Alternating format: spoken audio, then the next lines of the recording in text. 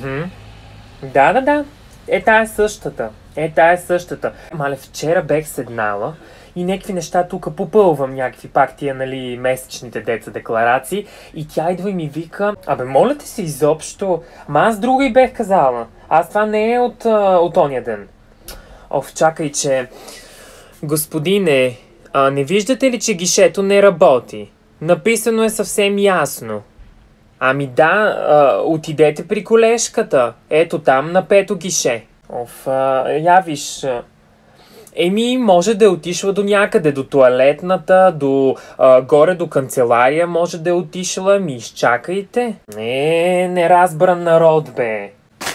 Какво?